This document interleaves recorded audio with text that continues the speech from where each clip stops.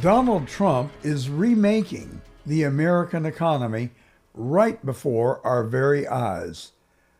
Welcome to The Truth. I'm John Gordon. This week, we had an extraordinary opportunity to go inside the cabinet room of the office of the President of the United States and watch in real time as the cabinet did its work. What I took away from that is that there are 5 things that this president is doing right now to reshape, remake, and actually redevelop the United States economy. Number 5. The first thing that has to be done is to reduce inflation. When President Trump came into office, we had seen inflation as high as 9%. It had gotten down to approximately 4% when he took office, but in less than the traditional 100-day mark of the new administration, inflation is now down to 2.4%. That's down from 3% when Trump actually took office. That's a 20% decline. How has he done that? Very simply, think energy. Here's Doug Burgum, Secretary of the Interior. Please, Doug. Well, Mr. President, one of your primary administration goals is to make sure that we unleash American energy, and of course the strategy behind that is when we do that, it helps make it more affordable for all Americans. Energy isn't just industry, it is the foundation of every other industry, whether it's food, manufacturing, clothing, transportation.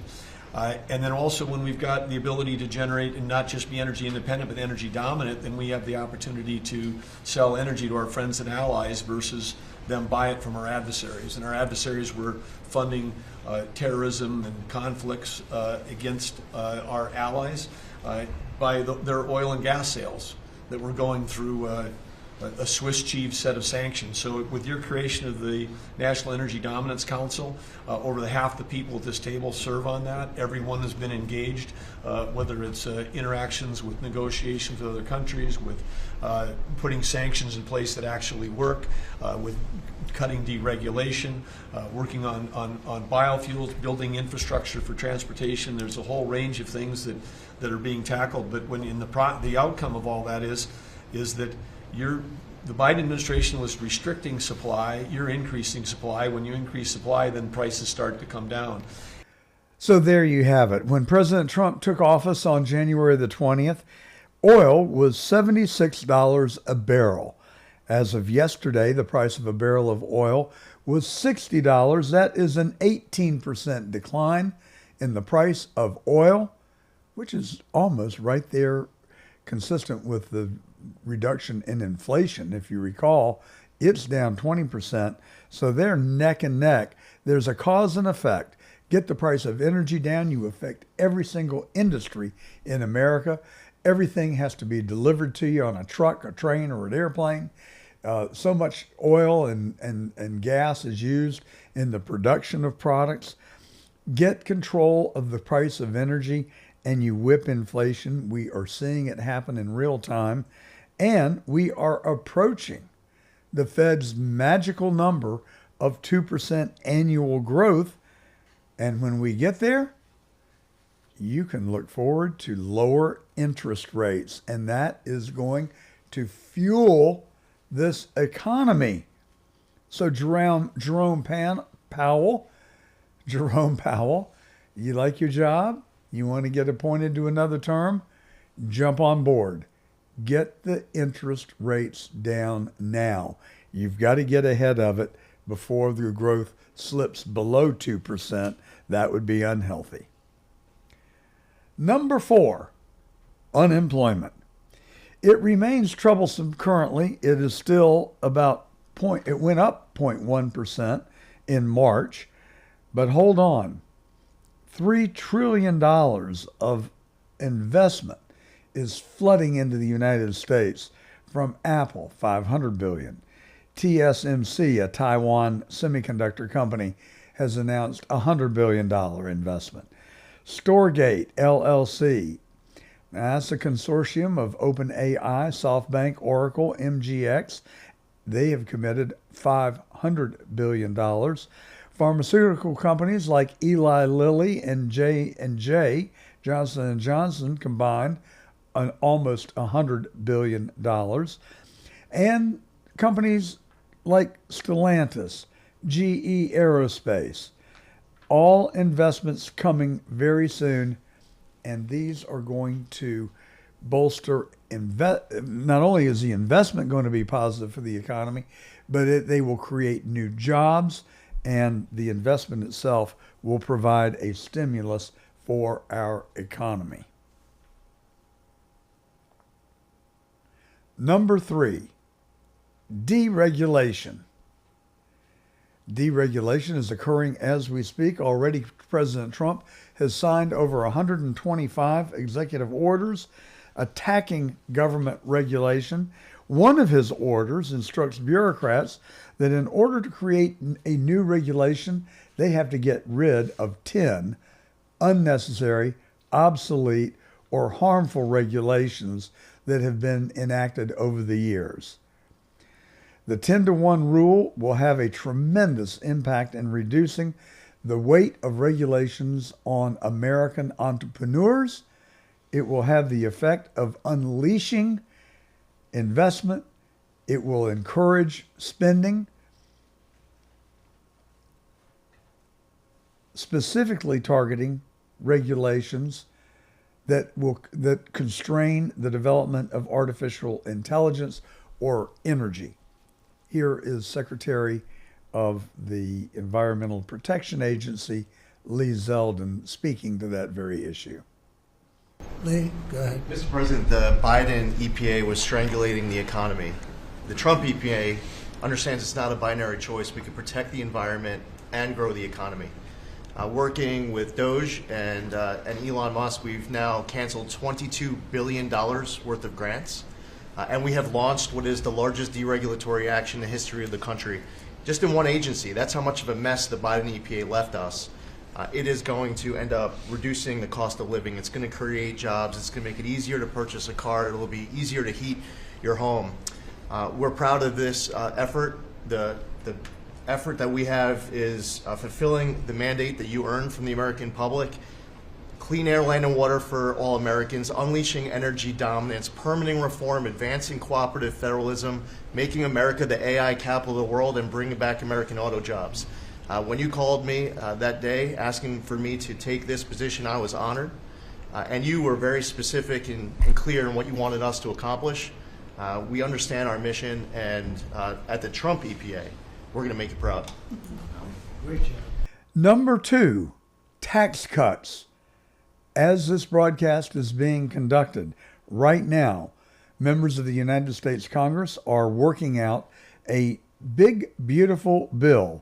The main impetus of that will be to make permanent the Trump tax cuts that he enacted in his first administration. Making those tax cuts permanent, while accompanied by, according to Byron Donaldson, a $1.5 trillion reduction in spending, is going to have a tremendous beneficial effect on the economy. For one thing, it will inspire not only the American worker, but also the American consumer. Just as Lori Chavez de Ramírez, Secretary of Labor, pointed out during the cabinet meeting. With our partners at the Department of Labor for Government Efficiency, just a few weeks ago, we realized there's about $4.4 billion in COVID funds that were not used, that the state coffers were just holding on to. Out of that, we've returned $1.4 billion back to the state treasury, so essentially to the American people, and we'll go back and claw the rest of those billions of dollars back. And on the heels of that, late last night, we're understanding unemployment insurance fraud. That trust needs to be whole for the American people. When we need it for who deserves it. That's not what we're seeing. In the numbers that we saw last night, again, exposed by our partners at Doge at the Department of Labor, since 2020, over $400 million of payments have gone out already.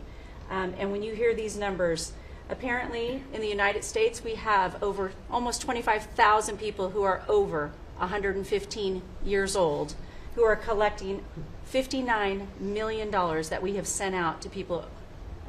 Talk about fraudulent behavior. Mr. President, 28,000 people between 1 and 5 years old have collected fraudulent payments at the tune of $254 million has gone out. And lastly, 10,000 people who have not been born yet, 15 years into the future, $69 million, and they haven't even been born yet. In one case, they will be born 129 years from now. The United States government sent them $41,000, and they're not born yet. So, under the Department of Labor, those are the things that we're uncovering. I couldn't be more honored to tell the American people that we're bringing back their dollars and we're saving them and returning them to the United States Treasury.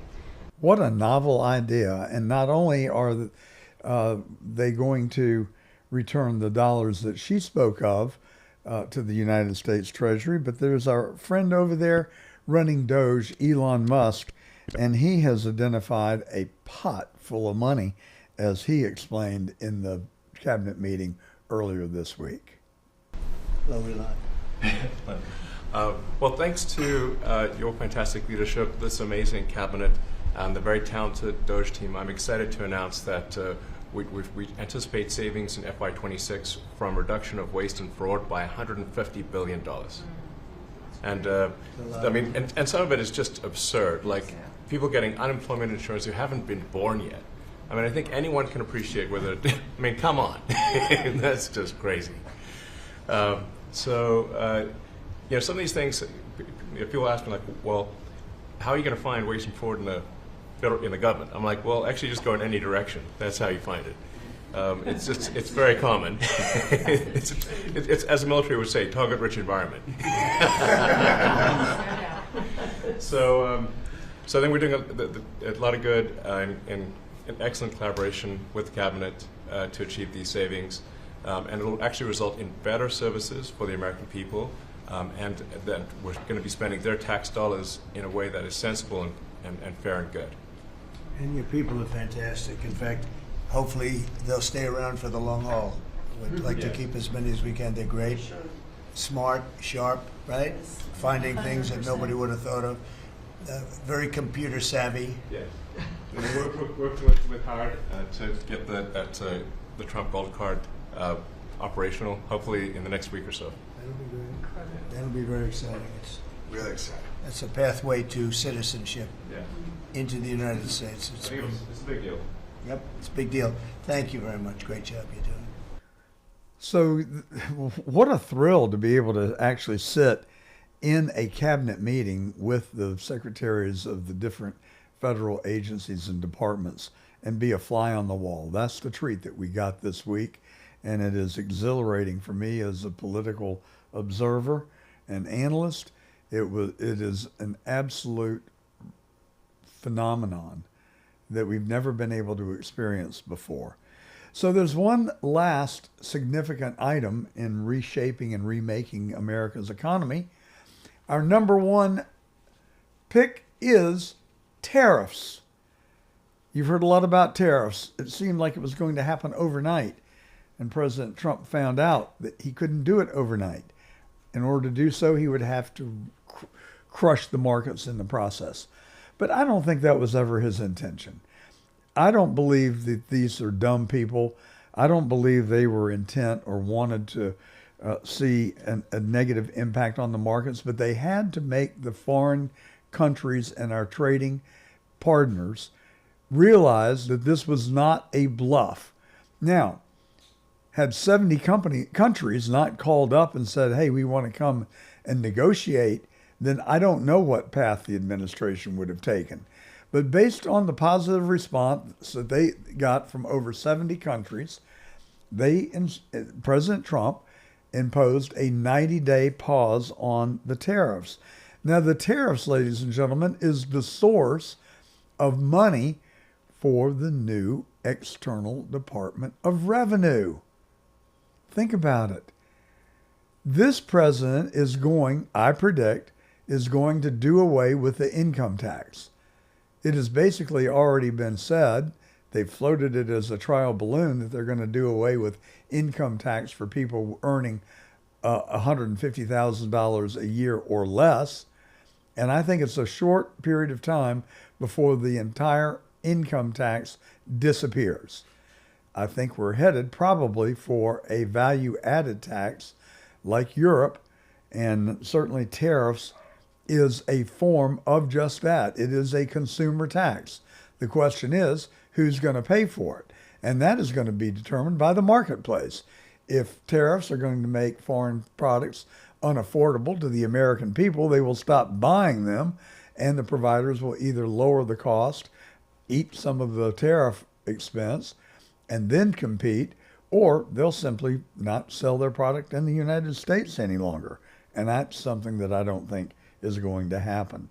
But I do think that we are headed for something more like a national sales tax, and that with a combination of tariffs have the very real potential of putting the Internal Revenue Service out of business. I could not think of anything that would make me happier, because those people, in many cases, have conducted reign of terrors against American citizens. When Obama was president, the IRS went and attacked conservative-based organizations.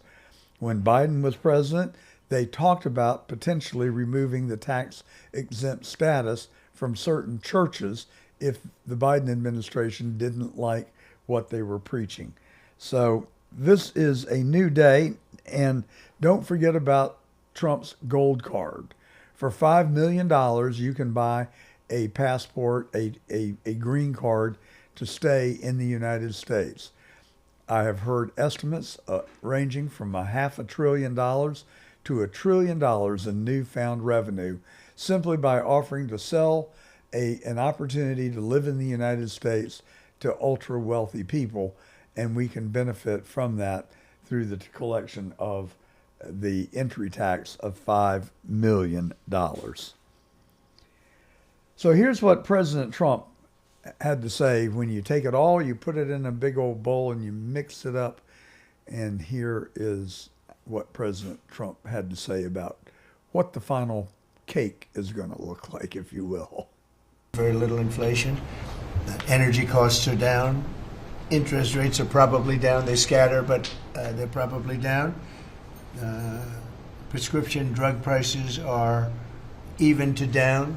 We're doing very well. It's been amazing. We had a big day yesterday. There'll always be transition difficulty, but we had in history, it was the biggest day in history, the markets. So we're very, very happy with the way the country's running. We're trying to get the world to treat us fairly. This is something that should have been done 25 years ago, and it wasn't. Should have been done 40 years ago, and it wasn't. But no president was willing to take it on, but you had to. It's not sustainable. It wasn't sustainable. And as you know, without a lot of money being added, this is a lot of money that we could add, the country is making approximately $2 billion a day.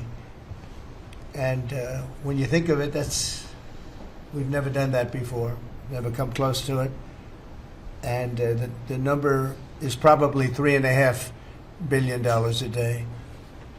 And that makes us a very strong country. There's no inflation, there's very little inflation. And I went 4 years without inflation, and I took in hundreds of billions of dollars from China and others, taxes in China. But we took in hundreds of billions of dollars a year from China, and we had no inflation, essentially. So we think we're in very good shape. We think we're doing very well. Again, there'll be a transition cost and transition problems, but in the end, it's going to be a beautiful thing. So what we're seeing is really a confluence of several things coming together and happening at the same time. Inflation is going down. Deregulation is very much at the forefront of the Trump initiatives. We hopefully are going to get the Trump tax cuts placed permanently into law, and tariffs and gold cards are going to provide newfound revenue. I predict that it won't be very long before we see Jerome Powell and the Federal Reserve lowering interest rates. Couple that with the trillions of dollars of new investment that we've spoken about. I believe that the unemployment rates will plummet. I think we will get to near full employment, perhaps by the end of this year. And then, ladies and gentlemen, bring on AI and robotics. Whatever tasks remain to be done that skilled labor or even unskilled labor is not available to fulfill, robotics has the potential to do menial, repetitive, and dangerous tasks. That will move us to full employment and full output for our own gross domestic product. Now, you know, I've come on here and told you when I was concerned about things and preached doom and gloom before the 2024 elections. I was worried about a black swan event. I was worried about assassination. I was worried about a lot of things. God had his hand on our shoulders. He ushered us through. And now, by virtue of our hard work, but mainly the president and his cabinet and the resourceful, honest brokers in Congress, we are at the verge of what could be the golden age, as Trump has defined it. It could be an age of abundance. For me, ladies and gentlemen, I say let the good times roll. And now it's time for every living American to get behind these initiatives. It is time for every Democrat, left-leaning, liberal, communist, socialist-leaning person like Chuck Schumer and the people who want to decry and Elizabeth Warren and Bernie Sanders, the people that want to disparage Doge and Elon Musk. What are they thinking? That we want to just continue to flush money down the drain and have it wasted? Can you be that selfish for your own power? It is revolting to me that these people would go on television and espouse such trash. So I'm calling on every American, including Democrats, Republicans, liberals, conservatives, regardless of faith, gender, or bias, come together for America. Come together to usher in the age of abundance, and let's let the good times roll. There's gold in them thar hills, or at least that's what we've been told for the last 60 years, that Fort Knox has the country's gold reserves. Some people are beginning to question it. Here to help us figure it out is Dr. Jonathan Newman. Dr. Newman is a fellow with the Mises Institute. We've had other people from the Mises Institute on The Truth. He is a doctor, as in PhD, from Auburn University. We won't hold that against him as a Georgia Bulldog.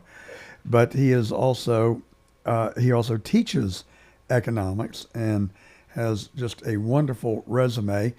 Can I call you Jonathan or John? Yes, of course. Which do you prefer? Jonathan is great. Jonathan. All right. I'm John. I'm just John. Is gold in Fort Knox? It's a great question. I would love to see an audit of Fort Knox just so we can, an independent audit just so we can see. I think it's very suspicious that they wouldn't allow sitting U.S. senators to go in and inspect, just to even take a tour, see what was going on inside. So when you have that level of secrecy where you won't even let elected officials in, it makes people wonder. It makes people wonder if all of the gold that they say is there. Maybe there's more gold than they say is there. But of course, the issue, the implication of there being a mismatch between how much gold is there and how much gold they say is there is that it means that they've lied. It means that there have been these under the table, behind the scenes transactions between our government and other governments, perhaps, that the U.S. taxpayers and U.S. voters don't know about. I think that the gold holdings in Fort Knox and really the rest of them outside of Fort Knox, I think they're a vestige of the gold standard. And so I think it's great that this has been in the news and people are asking this question: is all the gold really there? Because it gets people thinking about what sound money is. What should money be? How should money operate? Should the government be in control of money? Well, Rand Paul has been particularly vocal about it, not just recently, but for years. And like you said, they've steadfastly refused to allow him to enter Fort Knox. Who do they think they are anyway? I mean, who do they report to? I mean, if a United States senator, duly elected from Kentucky no less, can't be given a tour of Fort Knox, it certainly does make me suspicious. As I think you alluded to, we're no longer on the gold standard. So what really is the significance of gold in Fort Knox? Is it material to our nation's balance sheet and our wealth? I don't think that it is. I think it's basically a savings account. It's an emergency fund for the U.S. government, and it would have to be like an extreme crisis. There'd have to be a big collapse in demand for U.S. government debt, maybe a collapse in demand for the dollar. And I think they're holding on to the gold, assuming that it's there. They're holding on to it as a worst case scenario. The government would be able to purchase things from other countries in the case that the dollar no longer buys anything. So I think that, at least from what I can tell, that's the main purpose. And other authors at the Mises Institute, like Ryan McMakin, have written about that idea. But the reason why it's there is not because it backs the U.S. dollar. Nothing backs the U.S. dollar anymore.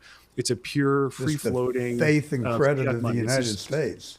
It's a piece of paper, and the reason why we use it as money today is because it has this history of being backed by gold. And so, but of course, over the 20th century, we went from a gold standard to this purely paper fiat money, and it was based on government interventions. It was based on the implementation of the U.S. Federal Reserve, the central bank. It was based on FDR confiscating gold in 1933.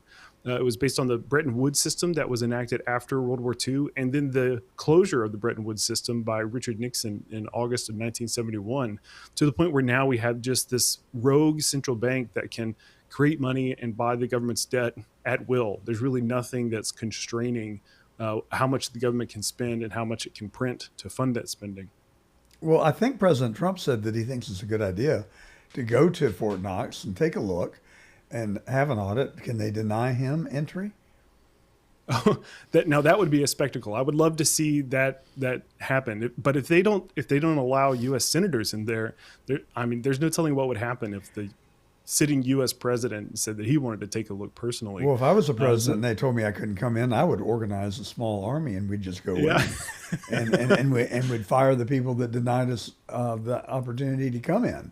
But there's obviously a reason that they don't want to admit people. Now, have they stolen it, loaned it, ravaged it? Who knows? I don't have a clue. And but I do want to know, and I think that's a fair expectation on the part of the American people, just to actually find out. And if it has been, if there is mischief, then people need to be held accountable. I grow less and less optimistic that will happen. I mean, there doesn't seem to be accountability for anything if you work in government these days. Is that just me, there are some signs of hope with the DOJ, sort of basically breaking into agencies, starting to fire people, opening up some level of transparency. I'm not very optimistic that they'll be able to decrease total government spending by a significant amount, but we'll just have to see. The last numbers that I saw, in fact, it was in the Wall Street Journal this morning, is that Trump's spending so far is $154 billion more than it was in the previous year. So we've actually increased spending compared to last year. So, I mean, it could change. There could be an abrupt change where they start slashing and cutting spending. But we have to understand that even that would be very unpopular, and that would hurt, midterm election chances for the Republicans. It's a very difficult uphill climb to do such a thing. Is there any explanation for why spending is up $154 billion? Because I just heard Elon Musk yesterday, or Thursday rather, I'm sorry, in the cabinet meeting saying that they've identified $150 billion in fraud, waste, and abuse that they have actually eliminated on his way to identifying $1 trillion. Yeah, I saw that Congress approved basically the same sort of budget, the same, but it was just an extension of the previous budget. And so I think they're just sort of continuing to do the same sorts of things with, built-in spending increases. Right. And so even though they're chipping away, they're finding some high-profile situations where there's waste, fraud, and abuse. And I cheer that on. Really, my only criticism of DOGE is that it's not going far enough and not going fast enough to decrease government spending. But like I said, it's an uphill climb. It'll be tough to actually cut the things that are significantly contributing to the huge size and scope of the government that we have today. It's just mind-boggling to me. I saw Chuck Schumer on the news this morning, and he was really going at Elon Musk. If Musk is identified, and the stuff that they are identifying is, I can't even believe that we're having to intellectualize the appropriateness of it. to eliminate, $48,000 to a child that has not been born yet, and money going to people that are 150 years old. Supposedly there, I think, either 3 or 5 million people on the Social Security rolls that are over 150 years old. Now, I don't know if that means that they're getting payments, but they're on the rolls. Why would the left be attacking people that want to clean it up? Why couldn't every single living American cheer that on? You would think in a rational society filled with people who are interested in getting rid of inefficiencies, you would think that anybody would be cheering on this effort to decrease those sorts of inefficiencies and overspending that are in our U.S. government. But of course, the way politics is now is purely tribal. So people on the right will rally around their central figures. People on the left will rally around their central figures. And anything that the other side does is terrible. And we're going to fight to the end against this enemy, right? Well, the reason for that is because of just the political games that are being played. I only personally want to rally around one thing, and that is the truth. And if it helps Democrats, so be it. If it helps Republicans, okay. But we seem to have to politicize everything. The sun came up this morning. It must be something to do with Elon Musk or those contrails that are in the sky. It's just gotten crazy. Yeah, So I'm not sure. I think that's a great principle that you have to rally around the truth. Yeah. That's what we do here at the Mises Institute. We're very principled. We're going to take principled stands, and sometimes that means praising or saying what's happening is good, what this particular politician, this is a step in the right direction. But that also frees us to be able to criticize when that same person or that same policy has some downsides or has some things that are going to be detrimental to the American public. So I think that's great to stand on principle, stand on the truth, as opposed to following the crowd, following the madness of crowds. yeah, that's truly what's in my heart and what I try and intellectually do. I consciously ask myself and work to try and make sure that what we're putting out on this program is in fact truthful and that we fact check it. But I want to ask you, what I was going to say is, the only thing I question in my own mind is that every time I do that, it seems to lead me back to the right and to the Republican doctrine. And the Democrats, and I don't mean to sound partisan, but it's just a fact. They lie. They just simply don't tell the truth. And they demonizing Elon Musk, who's one of the brightest people on earth, who's working for free. And I think he really does care about our country and wants a country that his children can grow up in and live with the benefits that you and I have enjoyed for the entirety of our lives. So we know that the federal deficit is roughly $2 trillion, and there appears to be a good resolve to try and balance the budget. I watched Howard Lutnick earlier this week. I've heard Secretary Bessent. It seems like that the administration is coalescing around the idea of reducing the spending by $2 trillion.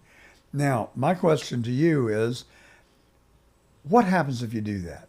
I mean, every time this country gets in economic turmoil and crisis, what do?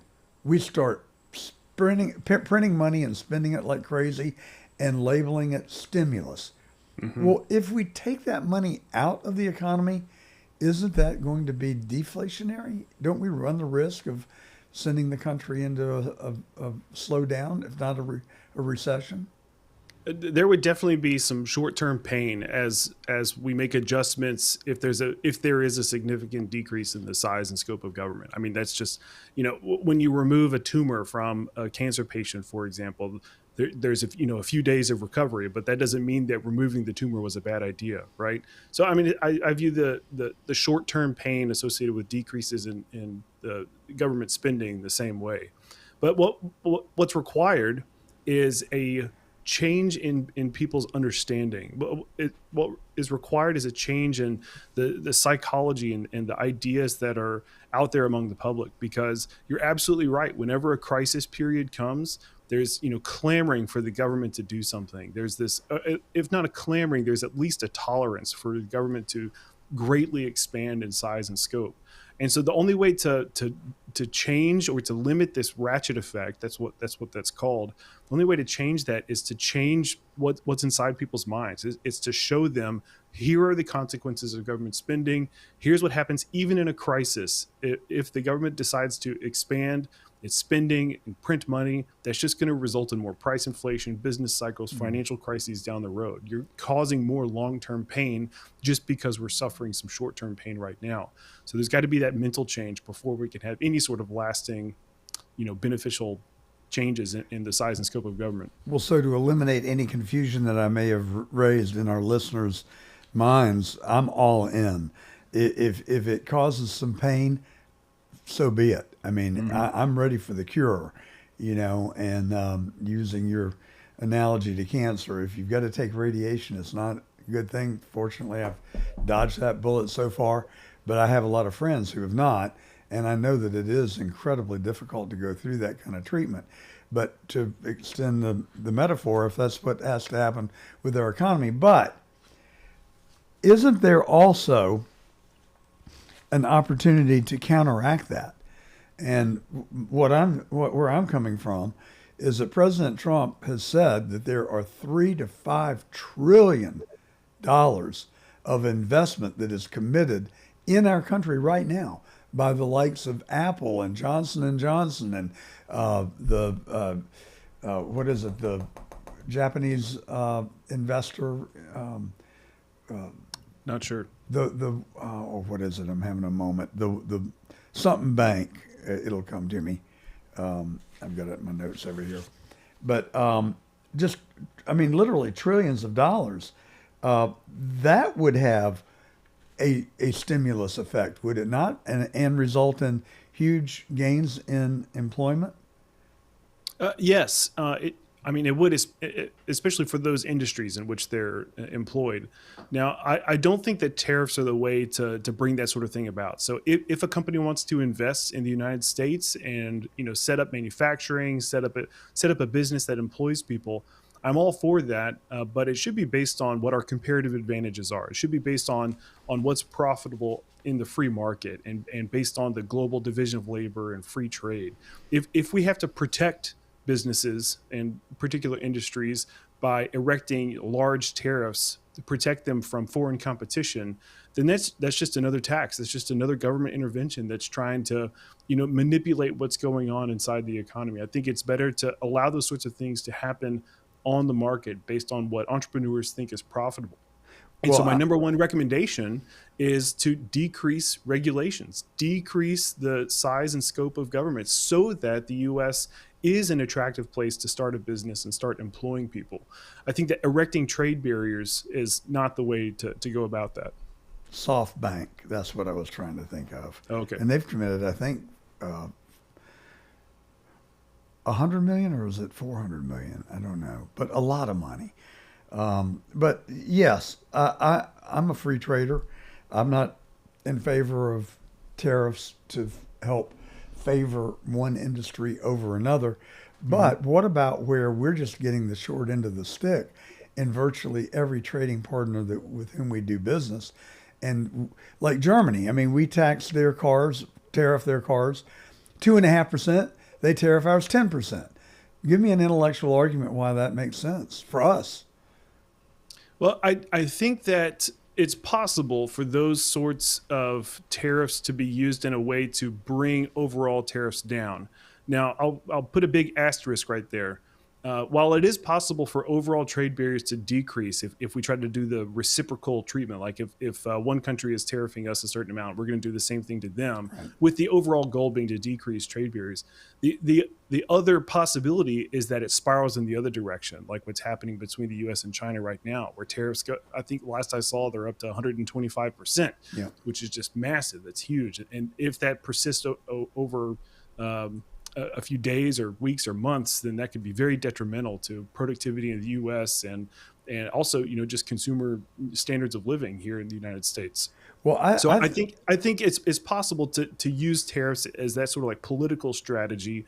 Although I'm sort of skeptical. I think it's best to lead by example, to allow people to trade across borders.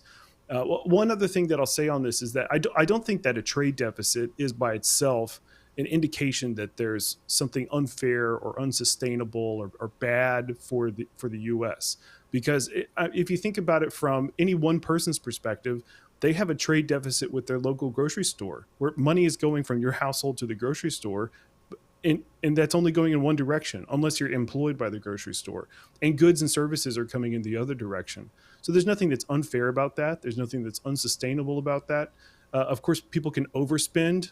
People can go into debt, buying things. And so in that case, the trade deficit would indicate something that's, not healthy. But the trade deficit by itself isn't necessarily an indication of something that's unsustainable or unfair. Well, doesn't it amount to a subsidy from the United States to the foreign government that is getting the benefit of a tariff that is not at parity with what we are charging them? I mean, I got the grocery store. I'm a capitalist. I own businesses. I do it for one, because I enjoy it, but mainly because, let's just get real. I like to make money. What's the matter with that? You just said it. But so the grocery store, if they can make a profit, fine. But there's also competition. If I don't like their head of lettuce, I can go over from Publix to Kroger. I've got choices. But if you're determined to get a BMW, you don't really have a choice if it's going to come from Germany or pick up a Lexus from they made in Japan, I think. That's right, yeah. So, if they're tariffing us more than we're tariffing them, that's not a free market phenomenon. That's a governmental influence. Yeah, you're exactly right. But it's the other government, it's the foreign government that's really hampering that country's own trade. Of course, there are detrimental effects on both sides. And that's why I do sort of leave a tiny crack in the door to allow for, the use of tariffs to try to negotiate lower overall trade barriers. I think that can work, but it's not guaranteed. But the way that I view another country using tariffs is that they're shooting themselves in the foot. And it doesn't make sense to me to shoot ourselves in the foot in response to another country that's shooting itself in the foot, unless it's a part of this strategy that I was talking about, trying to decrease overall trade barriers. It's a very nuanced discussion, but just to be very clear for your listeners, I'm on the free trade side, and I think the best course of action is no trade barriers. You certainly made that clear. Allow the global division of labor to work. Yes, I think that when a country, let's pick on China, and I want to talk about China in a minute also. I think there's more to talk about with China and trade than with tariffs and the rest of the world. I think that there are other things that we're witnessing that are in play here other than pure economic concerns. But if you have a country, I don't know, pick it, but certainly China is a good one. They don't have labor laws. They include and use child labor. They don't have environmental protection. They pollute our oceans. and their products for the most part are inferior, but then they get to sell them at significantly lower prices than it would cost to manufacture that same product in the United States. So it seems to me that the Chinese government is saying, okay, we've allowed all of this. Now you're able to, Mr. China businessman, you're able to sell all these products abroad. We want our cut of the action. That's kind of the way it seems to me, and that makes up some of the disparity between the low-cost producer and a U.S. manufacturer. Yeah, and this is why I was saying I think that the U.S.'s best way to bring back, good paying jobs, if we're interested in having more manufacturing jobs in the U.S. and also bring down the cost, the total cost of goods that are produced in the U.S., we have to remove our own regulations. Get rid of the regulations, no question. So make it very attractive to do business here in the U.S. Low taxes, low regulation, make it easy for people to start businesses, and then either succeed or fail. I totally believe in the profit and loss mechanism. I think that also applies to the way that consumers perceive products that are made in China. So if consumers see products that are made in China with child labor, things that are sort of repugnant, things that we don't like, or pollution, that sort of thing, I think that's something that if and to the extent we don't like that, then that will be reflected in our own purchasing decisions, just like we see in domestic markets. If some country develops a bad reputation, or some company develops a bad reputation for doing something reprehensible, then the market punishes that. People stop buying the good and they switch to some other product, some other firm that produces something similar, right? So I think the same thing can happen on a global scale, and so what we need is just allow the market to do its work. Don't get governments involved, because they're only going to cause all of these unintended consequences that usually lead to further government intervention to fix all the problems that were caused by the original government intervention. So it just sets up a vicious cycle of increased government intervention and meddling.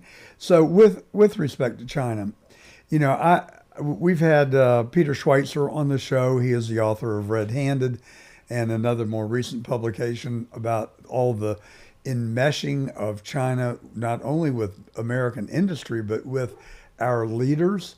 And we watched a spy balloon, and there were multiple of them. One got talked about in the mainstream media. We learned that there were others that floated across our country, undeterred, hovering over our most sensitive nuclear bases. We've seen fentanyl flooding into our country at the southern and northern border, enough to kill every living American. And we were being told that there were 10,000 perhaps military-aged fit men who came in from China into the United States. We now know that number is more like 100,000. And I'm sorry, that's an army. That's not a few people here on holiday, and they've been dispersed throughout the heartland of America.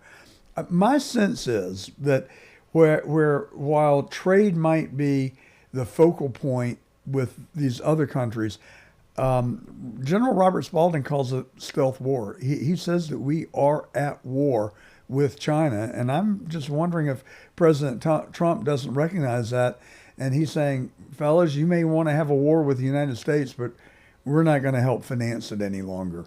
And it seems to me he's hitting them where it hurts the most. What do you think? Yeah, it's possible that is something that's driving the policies toward China.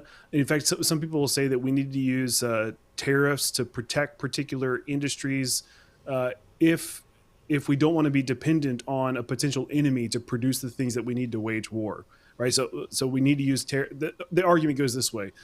We think that this country is a threat to us, and in the case we do enter into conflict with them, we don't want to be dependent on them to produce tanks, airplanes, weapons, pharmaceuticals, medical equipment, all that sort of thing. And so people will say that this is a good argument for tariffs. Could be. I think that there are some better tools if you want to protect those certain industries that allow us to be prepared to defend ourselves. I think a subsidy is better. Subsidize those particular industries. I'm not a fan of subsidies, don't get me wrong, but if there's a choice between those two, I think subsidies are the better tool. And here's why. Subsidies, we are transparent. We can see exactly how much it's costing the taxpayer to subsidize this particular industry. And of course, it can be explained hey taxpayer, the reason why we're subsidizing this industry is for defense preparedness. So it's transparent, and also it doesn't have as many unintended consequences and economic distortions throughout the economy. There are some, but they're more localized. They're not as pervasive compared to tariffs. So if you use a tariff to try to do the same thing, then every single manufacturer that uses that particular product that's sourced from the other country, all of the different industries that are affected, they get distorted, costs rise, makes it harder to do business. And so there's all of these spread out consequences as opposed to a subsidy that can be more targeted. Now, how would you feel about subsidies for American farmers? I mean, they are Americana, and right now, my understanding is like for beef farmers, cattle people that raise cattle for beef, that they're having a difficult time competing because we do have health regulations about what you can and cannot feed cattle and what antibiotics and steroids you can and cannot give to them. Yet foreign producers have none of those limitations. They're able to grow bigger cows and chop them up, send them to America for a lot less money. So subsidies for American farmers? I would say in the same way that we were looking at two different policies, tariffs or subsidies for national defense preparedness, and now we're looking at either regulations or subsidies or removal of regulations and subsidies. I'm totally in favor of removing the regulations. I don't think subsidies are, I don't think there's a good rationale to subsidize those industries when the only reason that they're falling behind, they're not doing so well, is because of the onerous regulations that our government is putting on them. All right, so Jonathan, in the moments we have remaining, I am in the process of writing a term paper just because I want to, and it's called "Trump is Remaking the United States Economy." And my points are, we have already seen a significant reduction in inflation. It's come down from 3% to 2.4% just in a matter of 60 days, and it's mainly because of reduction in the price of oil. We have seen the unemployment rate sticky and not moving really, and it's hovering right at 4%. Deregulation is a focal point of the Trump administration. They've imposed an executive order that says for every one regulation that the bureaucrat wants to create, he's got to get rid of 10 others. The United States Congress is debating at this very moment tax cuts and making the Trump cuts permanent. And then the tariffs that we spent a good amount of time on, it sounds to me, could create a windfall for the United States Treasury. And in the process, if all of these things come true, you add on top of that AI and the influence of robotics, are we on the verge of ushering in an age of abundance and the golden age as Trump describes? Possibly. I mean, I agree with the trajectory of all of those things that you listed. I think it's great that we're decreasing taxes, decreasing regulations. I even think that it's better to collect taxes as tariffs as opposed to something as pernicious and evil as income taxes, right? Me too. So I think all of these moves they're good moves, or at least steps in the right direction.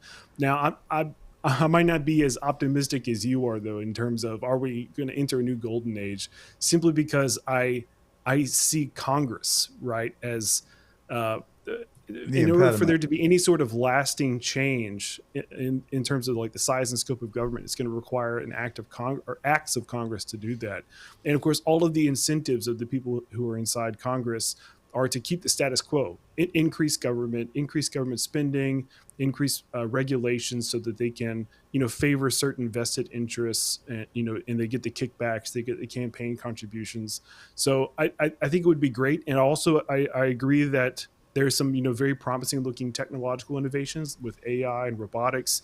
I think that these are all, steps in the right direction. They look promising, but I don't know if I would call myself an optimist, because I'm just looking at the government and the way that it's set up right now, and it doesn't give me a lot of hope. You're an optimist only tempered by realism of what is practical in our complex governmental system, it sounds like. And Jonathan, I've thoroughly enjoyed speaking with you. I hope you'll come back. This is stuff that I don't have near the level of comprehension that you do, but I love to engage in it and learn about it. So thank you for a wonderful, stimulating conversation. Jonathan Newman, a fellow at the Mises Institute, and that is Dr. Jonathan Newman, by the way. Thank you so much for having me on. My pleasure. David Scarlett is a former Marine, pastor, and ex-communications company executive. He is also, we must hasten to add, a movie producer. Welcome to The Truth, Pastor Scarlett. Thank you for having me. It's a pleasure. So you've written a book called All for His Glory, the Near-Death Experience of a Modern-Day Job. Is that an autobiography or is it a bigger social commentary? It's how we started the ministry, His Glory. As you said, I started as a Marine. Was security forces in Japan, guarding the 7th Fleet. Got out of the Marines, went into corporate America, rose the ranks of being a director at 3 Fortune 100 companies. Had the fame, fortune, and all that, and I was doing it for myself. And on 7/7/7, exactly, I ate some botulism toxin and a chili dog. And a long story short, I died and went to heaven, saw heaven, and the Lord sent me back. He says, "You're going to start a ministry by my name called His Glory," and here we are. A few years later, we're reaching 25 million people in every country of the world. My gosh, what a resume! What a testament to one's life to make a difference. So, fill in the blanks for me. You literally had a near death, or I've heard you say that you did die. I did die. And from? From toxin is botulism toxin, which is one of the worst toxins you can ever get. It's extremely rare. And what it does is it shuts down your central nervous system and you can't breathe. You're paralyzed from the inside out. And once you can't breathe, you have to have a breathing machine. So it was fortunate that Friday the 13th, that's why God is always accurate on his dates. I ate it on 7/7/7. It was called The Call. And later on, my friend Ricky Skaggs gave me the shofar that he blew on 7/7/7. It was called The Call. So everything was preordained by the Lord. And then Friday the 13th is when I checked into the Cleveland Clinic. I died that first night, even though I did not have a near-death experience the first time. And then after that, they got me stable, pulled the tube. That's when I went to heaven, experienced heaven. And then a second one is when they got me back, stabilized me again. They tried to pull the tube again, and they had all the top doctors in the Cleveland Clinic watching. And immediately I died again, went above, was watching the doctors panic. And I said, "Lord, why are they panicking? I feel fine." I felt the love and peace of the Lord and heaven. And he says, "I'm going to bring you back for a ministry called by my name, His Glory."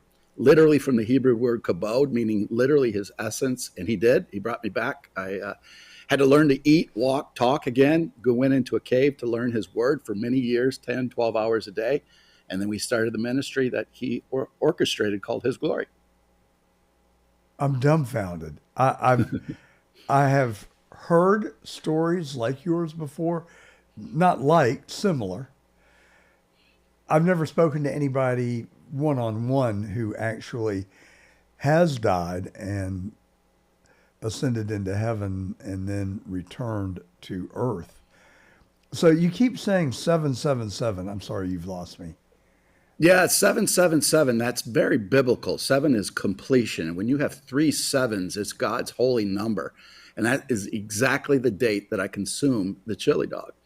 And then once I came back, I asked the Lord, I said, "I want to see a vision or a video or something to show me that this is called The Call." Because you said it was a call. He talked to me. And that day, out of the blue, I got a video that came with no email, forwarded the email where it came from. And it was Ricky Skaggs in Nashville, Tennessee. And it was blowing 300 shofars on 7/7/7. And I didn't know Ricky Skaggs at the time. And then I said, wow, this was pretty powerful. There was probably only 2 words ever spoken in that 10-minute video.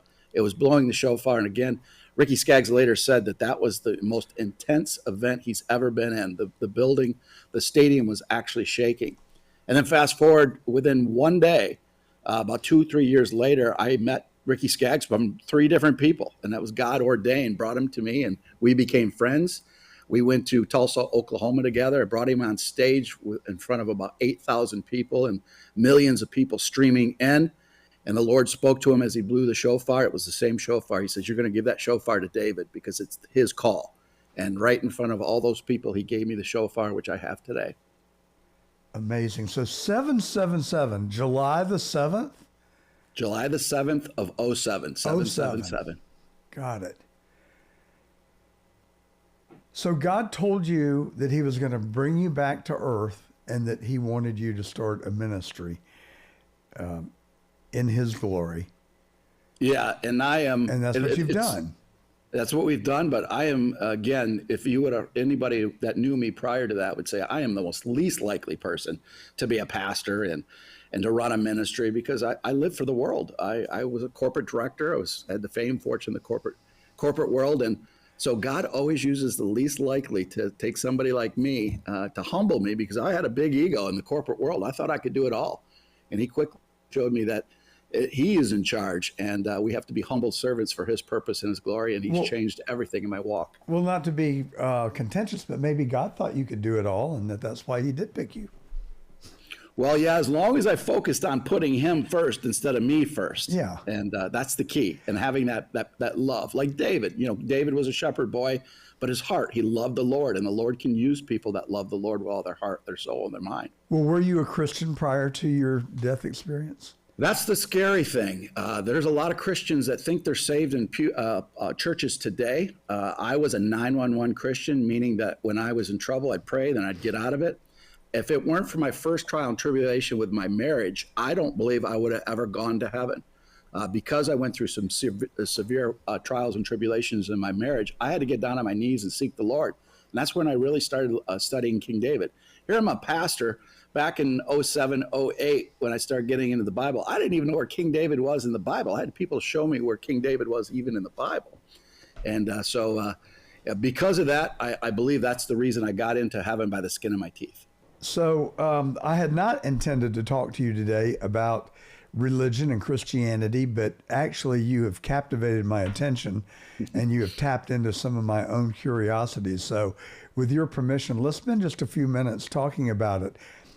Generally, when I look at most anything in life, I put things on a continuum, and I frankly don't know where I am personally on the continuum in terms of my relationship with God, but I like to believe that I know I'm a Christian, and I believe, I want to believe that I live a godly type life, but I don't spend the time on my worship that you obviously do.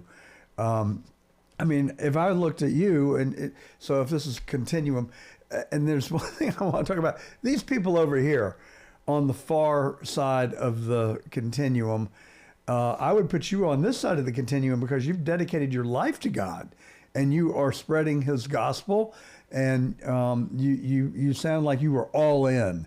And that's certainly commendable. I'm not all in. I don't make any false pretenses about it. That doesn't mean that I'm not a complete believer, but I guess that gets to my question. Where on that continuum do you have to be to get into heaven? Well, you have to give your whole heart, your soul, and your mind to him, as I did in the beginning. But again, I said I got in by the skin of my teeth. And the reason I say I got in by the skin of my teeth, and I don't think I would have got to heaven unless I would have went through those marital problems and got on my knees and sought the Lord. So you were a 911 yes. Christian at one point in your life. Correct. But God had to shock you into his reality and bring you to heaven and send you back for you to become fully committed, it sounds like. Literally shocked, as in paddles to bring you back 3 times. So do you have children? Did you have children then? Tell us my youngest son was about 3 months old when this happened. So if I would have passed and gone into heaven, I would never have seen him grow up. I had 2 young stepkids at the time as well. One was 6, the other one was 3.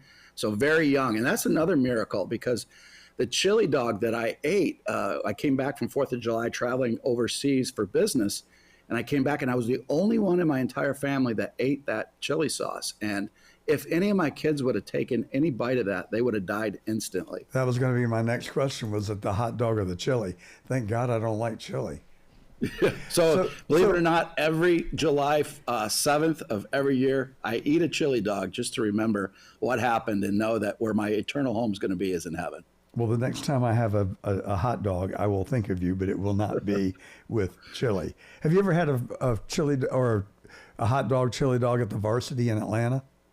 You know what? I think I have. It sounds familiar. You couldn't come to Atlanta and not go to the Varsity. It is like the world's largest drive-in, and hot dogs is one of their specialties. We digress. So when God told you to go, that he was going to send you back to earth and allow you to be reunited with your then 3-year-old, was it a question or was it an order? Did he ask you if you would? I mean, how was the proposition given to you? Well, he told me directly, and again, I was still just walking in my walk with him after experiencing heaven.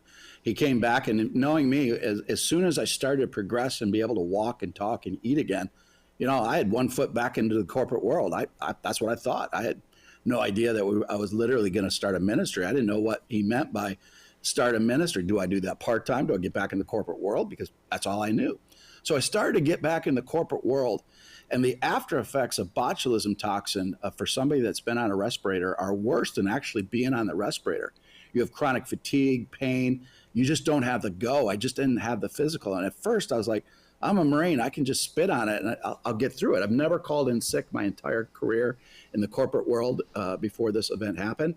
And then it was just too much to overcome. And the Lord used that for a purpose so that I would have to slow down because I'm a type A personality and focus on him and get into his word, meditate, and let him teach me the scriptures so that he could use me at a later date. Okay, so if you would, tell us what you saw.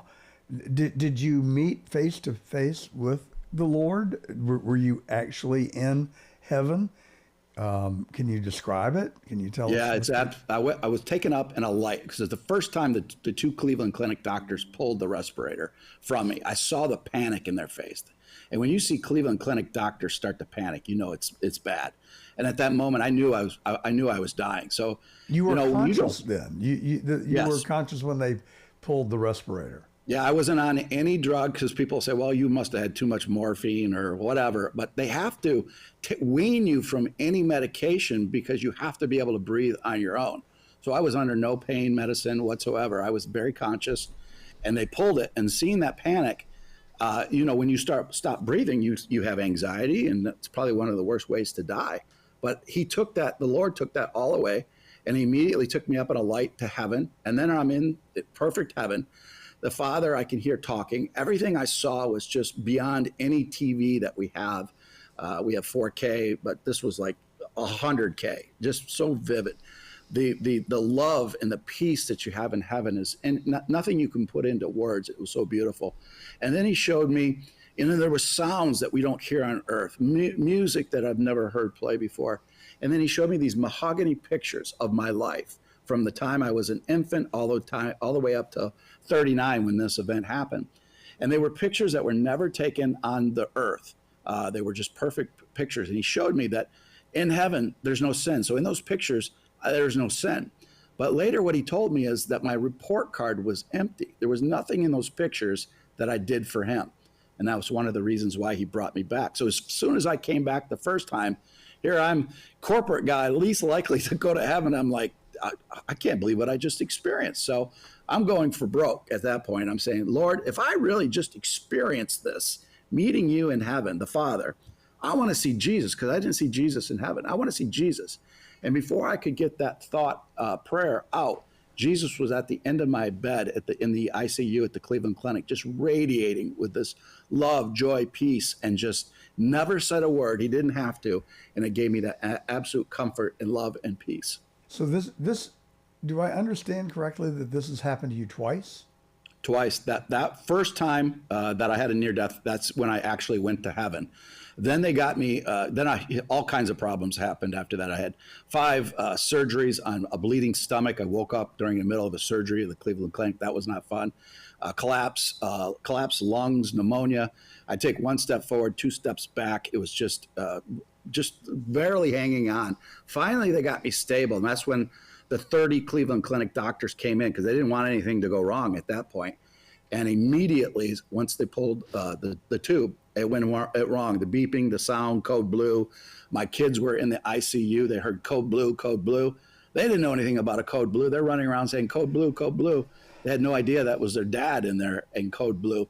And I was lifted up above the doctors, and I had this peace and this joy again. And I'm watching the doctors panic. And I said to the Lord, why are they panicking? I feel perfectly fine, like nothing was happening to me. And he says, I got you, my son. I'm going to bring you back, and you're going to start a ministry called By My Name. And then immediately after that, they brought me back. And then they had to finally wean me off the breathing tube. And then I had to learn to walk again, eat again, talk again, swallow again, and breathe again.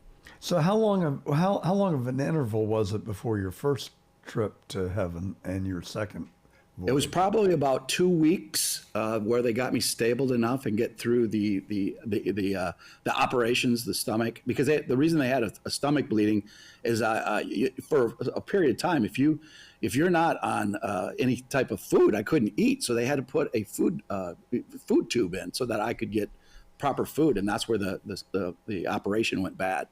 So it was about 2 weeks.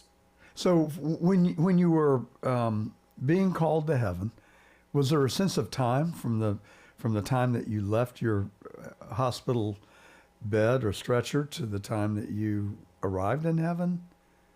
Yeah, that's an amazing question, because once we go to heaven, we're outside of time and space. That whole event, if I had to say in my mind how long that first event took, I would say it was seeing all those pictures and seeing heaven, feeling heaven. It was probably 10 to 15 minutes, even though clinically I was only dead for a couple minutes. So when you go to heaven, you're outside of time and space. I'm processing.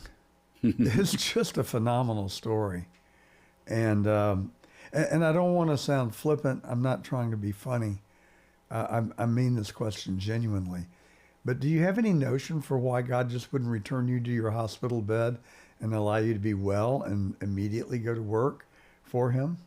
Well, there's no question why he didn't allow me to go back to work right away. He knew me. He knew me before I was born, as the scripture says. And he knew I was a type A, that I would have gone right back into the corporate world. And that's exactly what I tried to do until he said, no, my son, you're going to rely on me. I have a definite plan for you. And it was the greatest plan ever. And it took a while for me to humble myself and get that. Even after dying 3 times, I still was stubborn enough to try to go back to corporate America because I didn't understand. I didn't quite understand. And he doesn't tell us the exact plan, because sometimes if he tells us the exact plan, we might get cold feet and do it. So that's why we have to rely on him. Or mess it up. Or mess it up. And would probably be likely in my case. So my case too. So you've explained 2 trips to heaven. Was there a third? I mean, I just heard you say that you died 3 times. The first day that I went into, it was Friday the 13th, July 13th of 2007. That was the day I was put in. They lost me that night. I was clinically dead for 2 or 3 minutes, but they brought me back. I didn't have a near-death experience that first time. Did you share all this with the doctors? And if so, what was their attitude and response? They were blown away by all of this. Matter of fact, there was a nurse that when I was telling my story to my mother, I couldn't talk, so I had to write everything on a piece of paper so that they could understand. And a nurse was very skeptical. She was saying, she was one of the head nurses saying, he says he went to heaven, he didn't go to heaven. But 2 doctors came up and said, I don't know if he went to heaven or not, but all the time we've been at the Cleveland Clinic, we've never seen a light like that in the ICU when he was clinically dead. They physically saw a light at the top of the room. Wow. That is certainly a phenomenal story. All right, so I want to get back to the earlier kind of philosophical question that I started to pose, and then we'll get to what we really invited you on to talk about. But I could spend the rest of the day talking to you about your experiences with death and meeting the Lord and then being visited by Jesus.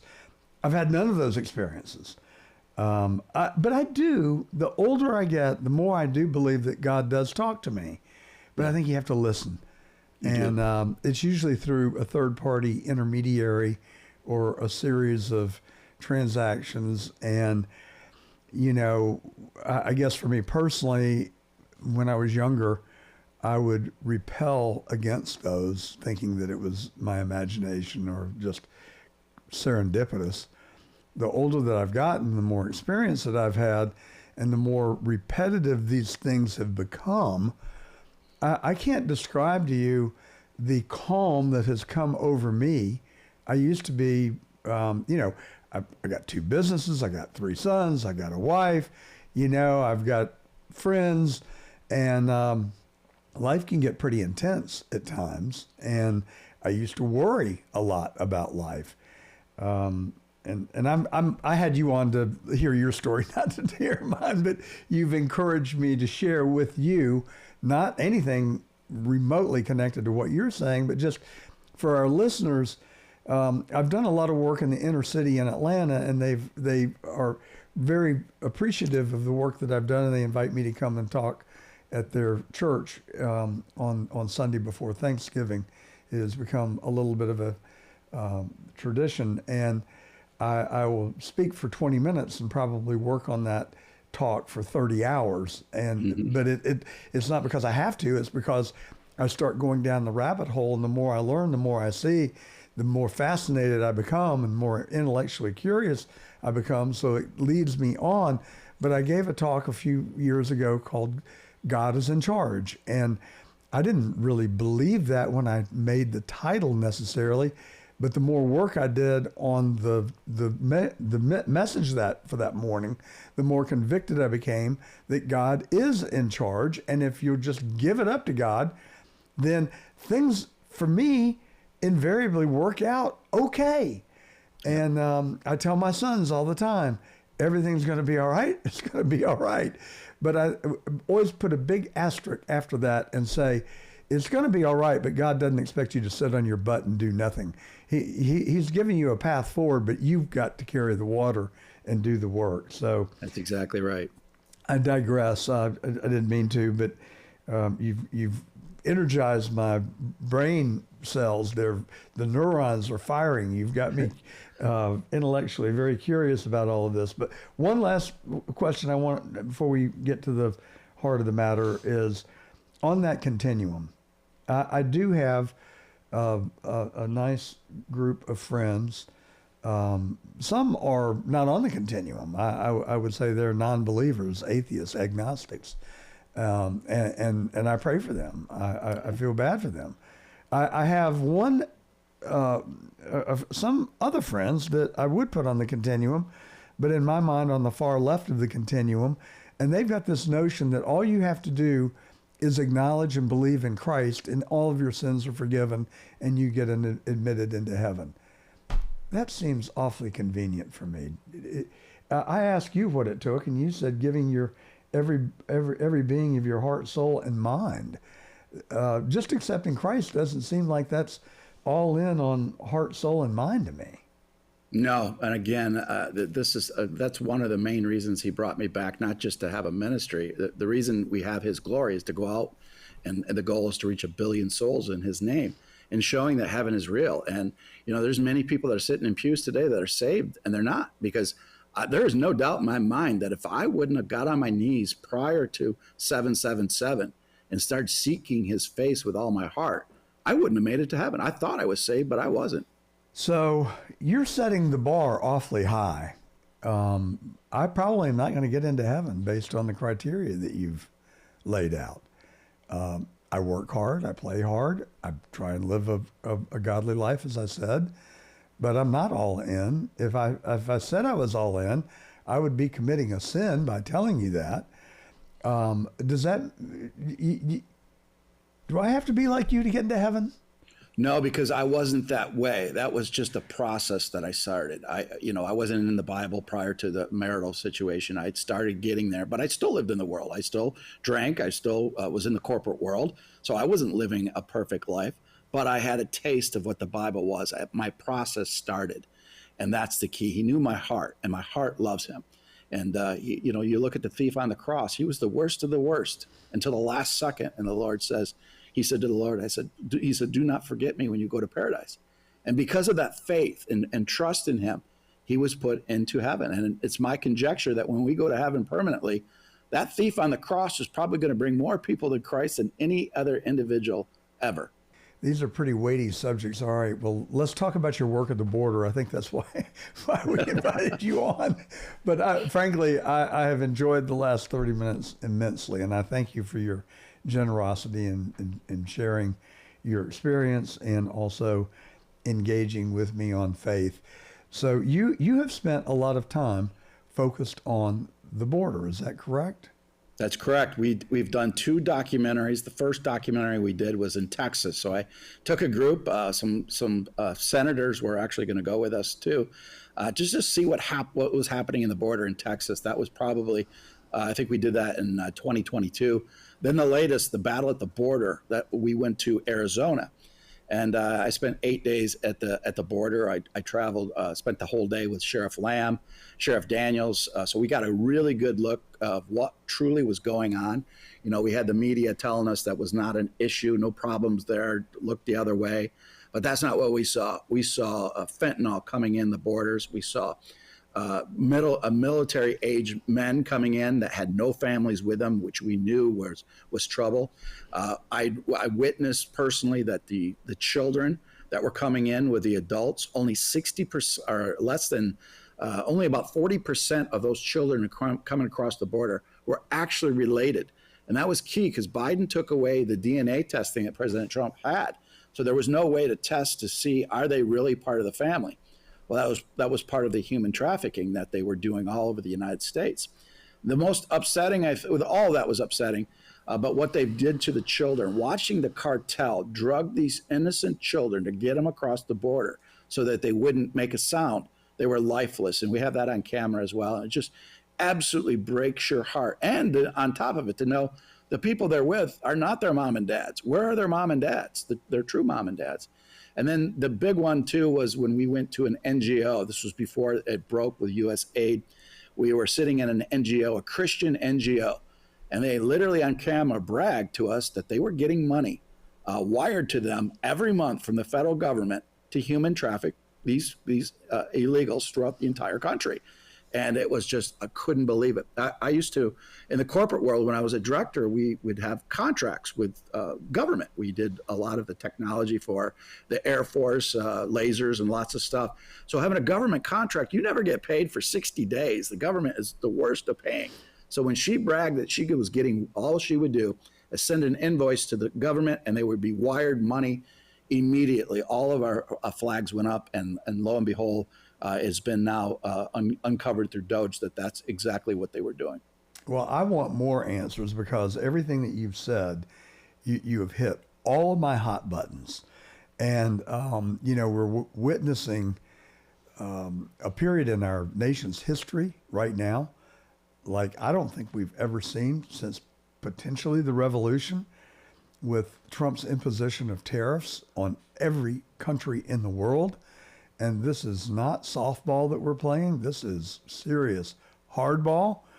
And it is my suspicion, and I follow this stuff every day of my life, as I have since I was a little kid. But for the last 5 years, I probably spend an unhealthy 4 or 5 hours a day studying it. And our listeners know, and we come to you every Saturday from noon to 2 on the John Fredericks Media Network, CDM Press, and all of our social media live streams. But I have said to these people for 3 years that I believe that we are at war. And General Robert Spalding has been a guest of ours. He wrote Stealth War. Peter Schweitzer has also come on the show. He's written Red Handed, and he is one of the leading authorities on China in the United States today. But if you look at the amount of fentanyl that has come across our southern border and our northern border, you look at, I thought that there were 10,000 Chinese fit military age men in our country. We have now learned that there are 110,000 fit military age Chinese men. And we also know that no one leaves China and no one comes into China without the permission of the CCP. So this is not people that have just decided to pick up and come here for a holiday. These are people who are intentionally here, and they have been redeposited within the heartland. Then we watch a military spy balloon float over our country and linger over our country's most sensitive nuclear military bases, only to be courageously shot down over the Atlantic after the mission is complete, and we're supposed to believe that Biden is some sort of a patriot and hero. I'm sorry, I don't buy it. I think he's treasonous. Yep. And then you're speaking about human trafficking, I think is potentially, if we want to talk about godliness, I think that is the most, one of, if not the most offensive things that you can do to God. If you don't want to get into heaven, I can't think of a better way to start getting your passport rejected. I mean, and particularly against a child. Yes. I would favor capital punishment for anyone who has trafficked a defenseless, harmless child. It is unspeakable to me. And there is an undercurrent in our country today that you hear the murmurs about child trafficking. No one has quantified it. No one has identified the magnitude of the problem. And we haven't identified, at least publicly, who the sponsors are. And I'm not sure that many of them are not within our own federal government. And this is the last thing I'll say and turn it over to you. But I say every week on this program that this federal government is rotten to its core. And we will never have the moral authority to lead this world if we don't fix it.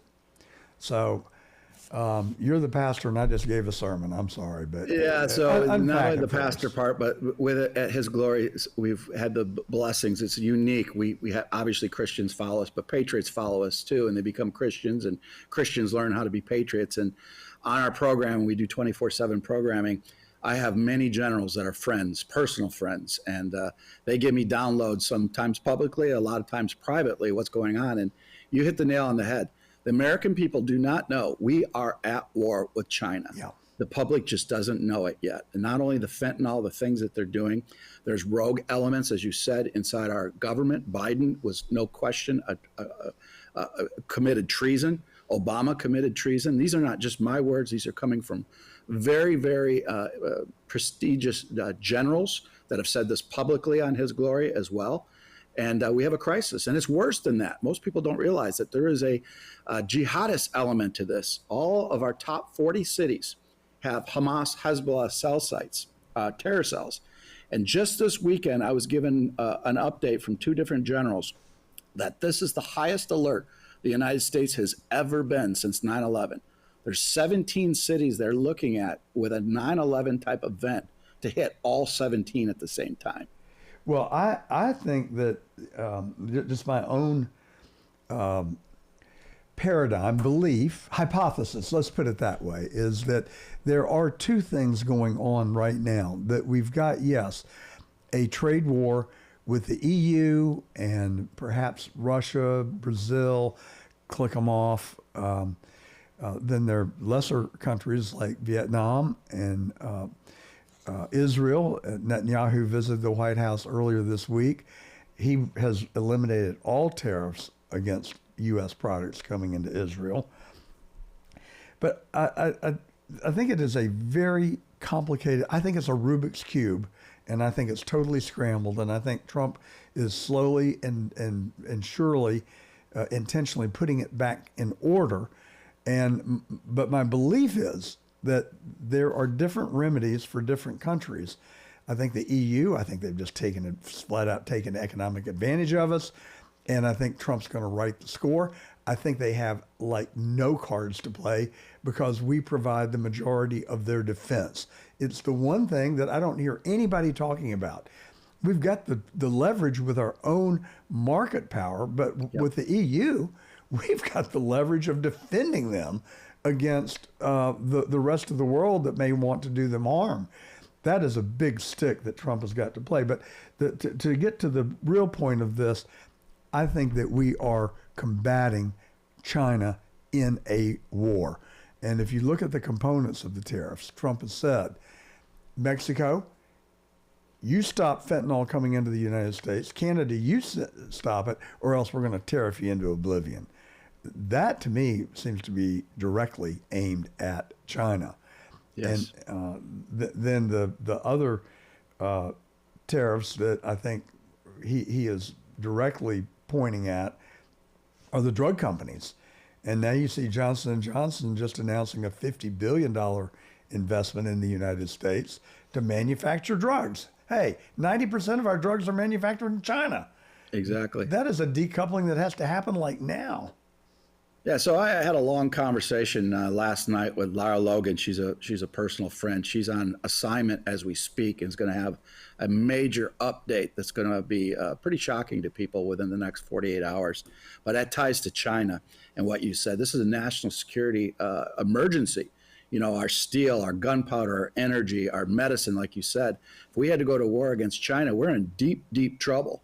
And we have to get that stuff back that we can control it in the event of, heaven forbid, a war. And so we have to protect that. And not only militarily, we are in trouble with that, but also economically. So you see why President Trump is going, he's going to give it everything to China. We have to, or the United States is going to be in deep, deep trouble. And Robert Spalding said that it was stealth war, never a shot would be fired. And yep. I think we're seeing it playing out right now in front of us. And I'm just so grateful to President Trump. I think that it also requires a rallying call for every American, liberal, conservative, Democrat, Republican, independent. We right now have to support Donald J. Trump, the President of the United States, because we are at war with China. And finally, somebody with intestinal fortitude is fighting back. And my suspicion, belief, is that that's exactly what we're seeing played out. Yep, exactly. And getting tougher and tougher, but we have to do what we're doing. 100,000 military fit men in this country. That's an army. It is an army. That's not a few dudes recreating on the beach down here in West Palm Beach. That is an army that has been displaced throughout our country that we've got to round them up and get them out of here. Yeah, an army that is fit as well. And you have our own rogue judges here in the United States trying to go against Pete Hegseth and the Department of Defense, saying PT standards and transgender. And they're doing everything, as you said earlier, inside our government to weaken us, too. Yeah. And we need to be strong as a military. We got to get Marines to be Marines and every one of our branches to be fit and be able to ready to protect this country. Well, you are $7 richer this morning because I did buy the movie. And I was trying to watch it before we came on, but life got in the way. But you also have been active and are actually having a conference, a summit, a retreat in Texas on May the 2nd concerning J6ers. Correct. Talk to us about J6, another absolute travesty in the history of our country, in my view. Well, there was when this first came down, actor and producer Nick Searcy approached me, and a long story short, we helped fund that first movie, Capital Punishment. We had all kinds of attacks on us because people didn't want to know the truth about January 6th. Since then, we've come out with a second documentary called The War on Truth. They attacked us there as well, and all those things in both those movies are coming true. Lara Logan's 8-part series is also on His Glory TV of her January 6th. So what we wanted to do is to, honor the January 6ers, and that's what we're going to do here in Mount Pleasant, Texas. May 3rd is a Saturday, but May 2nd, the night before, during our rehearsal, we're going to have as many January 6th. It'll be the largest bringing together of January 6ers to date. I think we have 150 some coming as of right now. And then we're going to honor them with dinner and fellowship, pray over them. Also on the next day, we're going to give them a special gift. Lara Logan is going to be our MC for this event. Chad Prather is going to do our comedy. And it's going to be a music comedy festival, giving Christ the glory, baptisms. But we want to really honor these January 6ers because they were targeted because of their Christian values, their military values, and their patriot. The evil inside our government tried to stop Christians, patriots, and military. So if they thought if they could knock them and stop them from standing up for truth, they had the game won. But as General Flynn told me sidebar a few years ago, he said they never thought we'd get back up. And we got back up and we fought in the name of Christ. I totally agree with you. There were some awfully dark days, and I did seriously question whether we would ever be able to reclaim our country. And my only apprehension right now is that we're at the beginning of the battle, not at the end. We haven't even seen the victory line yet. So can I come on May the 3rd? And can Absolutely. I bring Anthony sitting over here with our camera? Absolutely. We'd love to have you. You want to come the day before and be a part of the January 6ers dinner with Lara Logan? You can do that as well. I would be honored. Let me check with the boss lady and see if I can get a hall pass. I think she'll probably say yes, actually. But where is Mount Pleasant, Texas? We're uniquely positioned. We're about an hour away from Oklahoma, Arkansas, Louisiana, and then about a little over just shy of 2.5 hours east of Dallas. Okay, so you're in the eastern part of the state. Correct. And I can make it there on one tank of jet fuel, and I am intending on doing just that if you'll have me. And I would like to bring in our camera. And Anthony, you get a hall pass on May the 2nd and 3rd? Yeah, ask the boss too. All right, well, he might not have a job on the 4th. We'll see. I'm teasing him. I can't live without Anthony. But this is something that really has gnawed at me. I think it is the most disgraceful thing I've ever seen our federal government do. Maybe even worse than killing the 35th president of the United States. Certainly in a tie for first, because not only did they kill Kennedy, they killed about 58 or 60 other people as well. Just like in Butler, Pennsylvania, they shot at Trump, but they killed Corey Compouture. And but J6, these people, and it just really convinced me. I always gave people that committed crimes just a little bit of compassion, because I had this notion that they came from circumstances less favorable than mine. Maybe they just got a bad break and they made bad decisions. I have completely revised my thinking. Yep. And I have just come to realize that there is sheer, unmitigated, unpardonable evil in this world. Yep. And if January 6th wasn't a reflection of evil that exists in our country, and worse, at the highest level in our federal government, where they were willing to go out and destroy, snatch the freedom of people. Like Brandon Fallows, 20 years old. They locked him in jail for 3 years. The worst that he did was give a self-guided tour of Statuary Hall, and he touched nothing and he did nothing except leave voluntarily with no one asking him to. Yep. I've never seen a series of transactions more horrendous. And Pastor, I don't know. I just don't know if I've got forgiveness in my heart towards the people that wreaked that havoc on those. Well, it's not over yet. You're going to find the highest levels of our government were behind this. We're very close of getting the trail back to who instigated that. We have incredible videos in the War on Truth that nobody's seen before, especially Ashley Babbitt, which completely changes the entire narrative of what they lied to us about.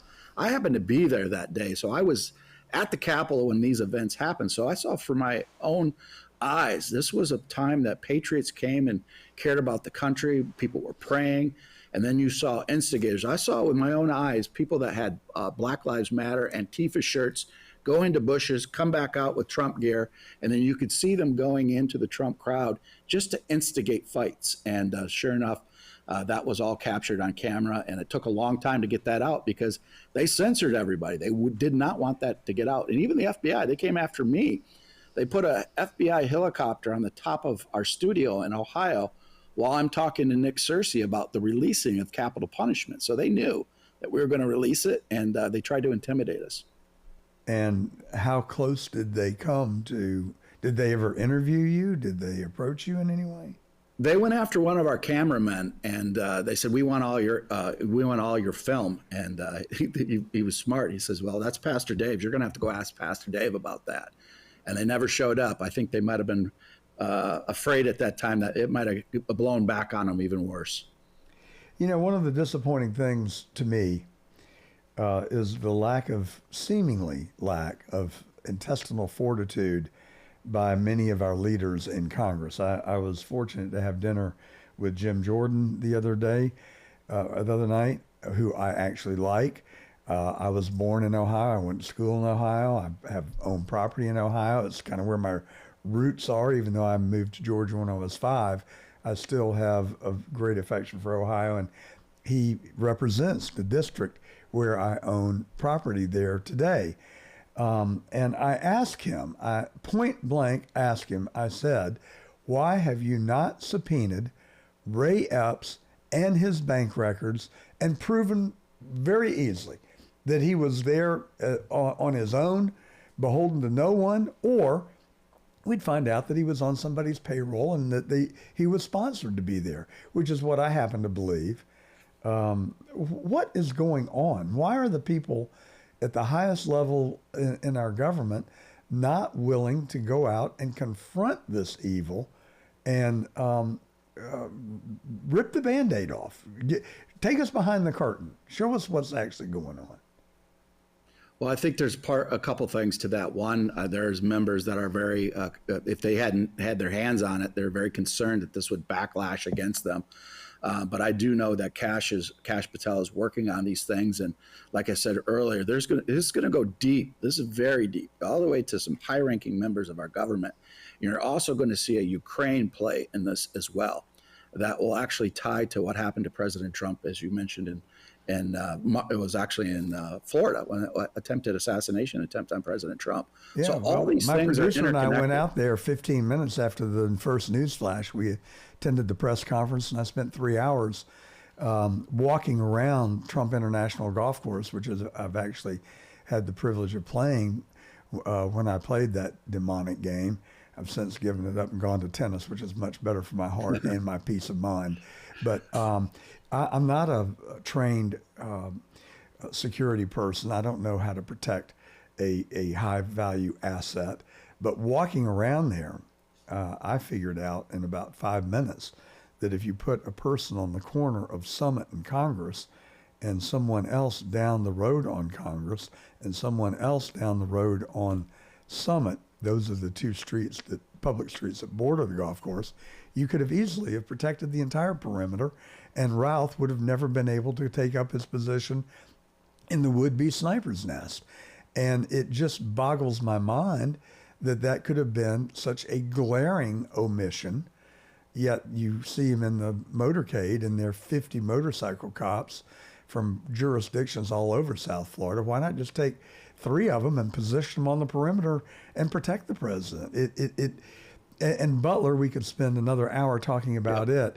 How many mistakes have to be made before it's no longer a mistake and it's intentional? That happens to be my belief. I've studied JFK's assassination for 60 years. I was home from school in the 4th grade. I watched the first news flash with my mom by our black and white family non-color TV. And I developed a very unhealthy obsession surrounding it that I've followed for 60 years. The similarities between Dallas and Butler are inescapable. And I want the truth. And are we ever going to get the truth?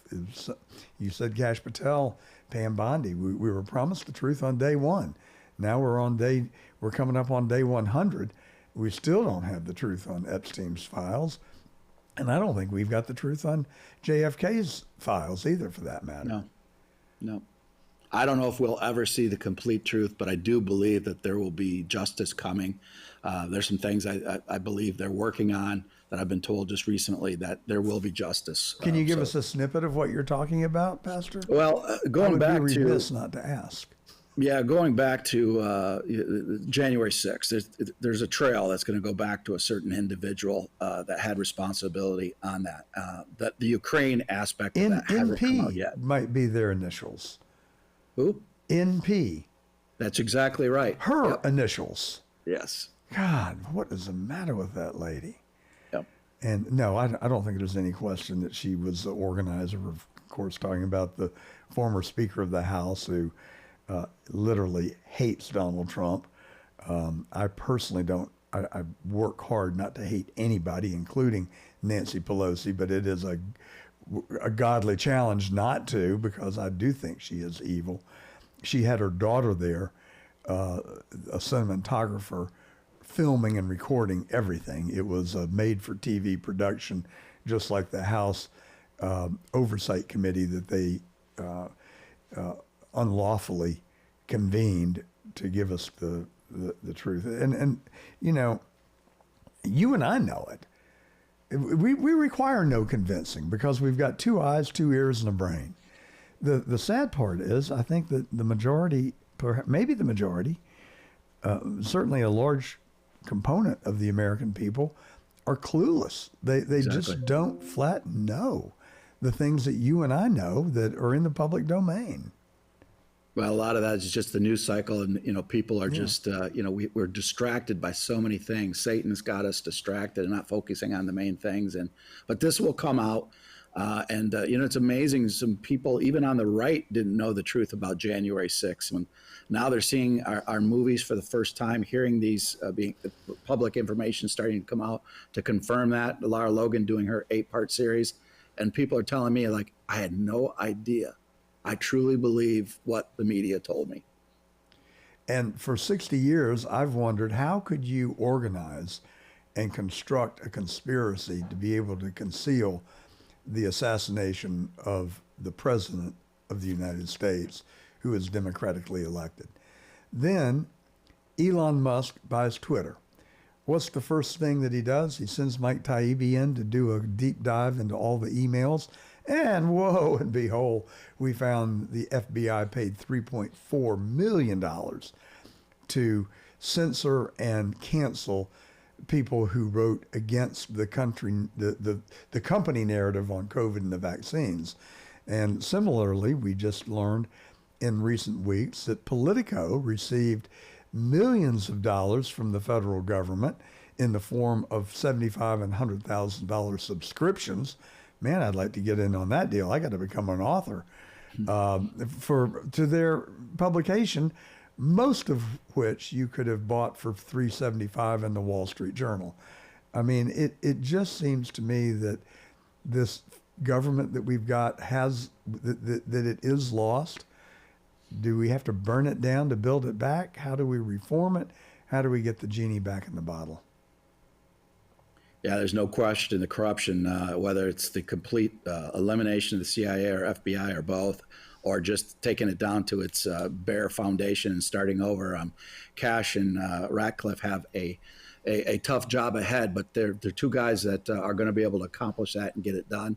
And American people are not happy that it's not happening fast enough.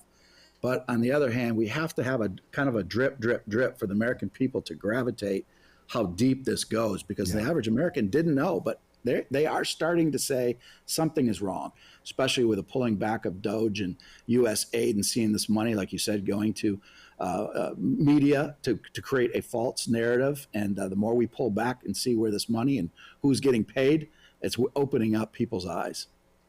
I have been doing this broadcast now for nearly 3 years. I'm not blowing smoke. I have to tell you that going into the interview, you've got a very nice write-up, and it sounded very interesting. But I wasn't fully convicted that I was going to have a great interview this morning. Pastor David, if I may, can I just share with you that in 3 years, this may be the most fascinating, intellectually and spiritually stimulating interview that I've conducted. And I am just so grateful to you for your time and your generous spirit in sharing your story with us and also your candor. Of course, it's always nice to meet a kindred spirit, and I'm going to start to work to get on your level with my relationship with God. Thank you. Well, praise God. It's all for His glory. I had to learn that the hard way, that, you give it all to Him and become a servant. I used to be a director, big titles, and that doesn't mean anything. Servant is the best title I could ever have, just to be a servant to Him. Well, thank you. God bless you. And I wish you a great rest of your weekend. And I hope that I get to meet you soon in Mount Pleasant, Texas. May the 2nd, you can go and have dinner with Jay Sixers and stay the weekend for some authentic Texas barbecue, prayer, fellowship, comedic entertainment, and music. That's too of an enticing invitation to say no to. Well, we hope to see you. How do Everything in people sign Texas up? is bigger. How do they find you? They can go to hisglory.me. That's our main website, and you can see the music festival. You can get the book, All for His Glory, and then hisglory.tv is our own separate, where you get all of our documentaries: Battle at the Border, The War on Truth, Lara Logan. We're exclusive to Lara Logan and Going Rogue as well, and that's on hisglory.tv. Pastor David Scarlett, an author, movie producer, former corporate executive, and a pastor spreading God's word. Thank you again, and look forward to meeting you soon, I hope. Thank you, and God bless you. And that's the truth. We've told you the truth today. I'm John Gordon.